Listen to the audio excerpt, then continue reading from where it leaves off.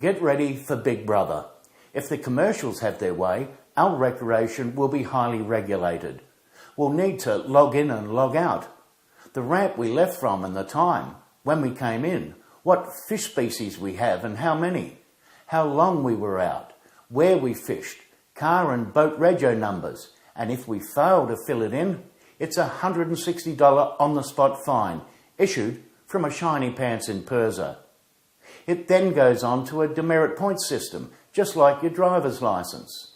And once you've racked up enough points, that's it, no fishing for you. This is, of course, what will come with a recreational fishing license. They're planning to take it to the next level. This was elaborately detailed in the Marine Fishers Association submission to the Natural Resources Select Committee on Marine Scale Fisheries in July last year. They claim the licence needs to be introduced in order for a recreational co-contribution to marine fisheries management.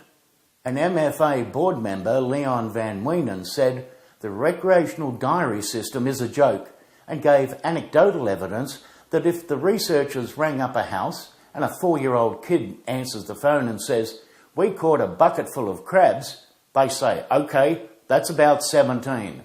Van Wienen said it's too wishy-washy, it's not defined enough.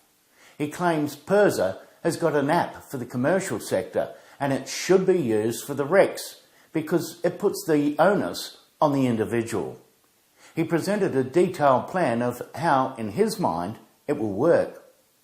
You click on an app and put in your own personal PIN number, then enter your boat registration number and your car rego.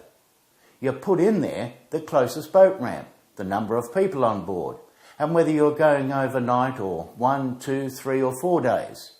But wait, there's more.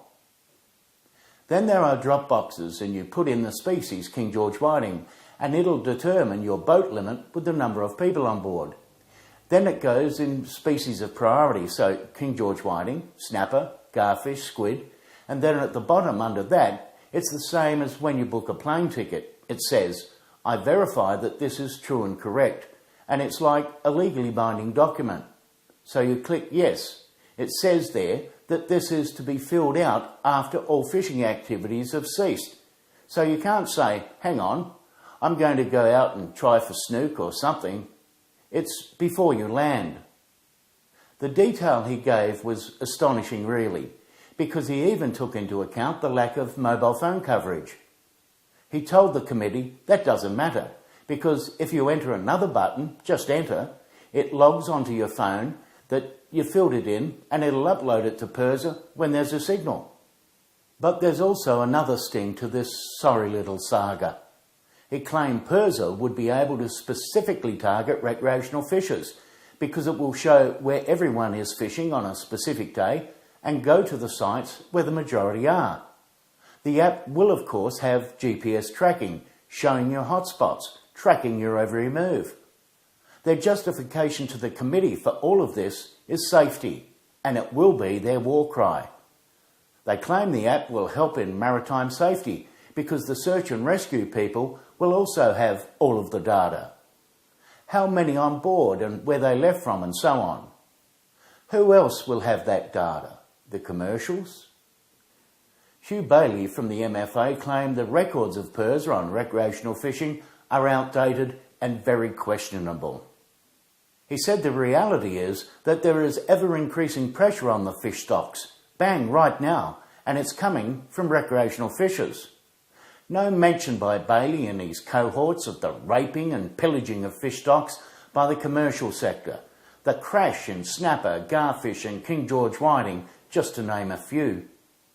He finished his evidence with more unsupported, fanciful, anecdotal information by telling the committee he's had guys at Farm Beach say to his face, "I'm going out again this afty. We caught it this morning. We're going to catch it this afternoon," in front of him.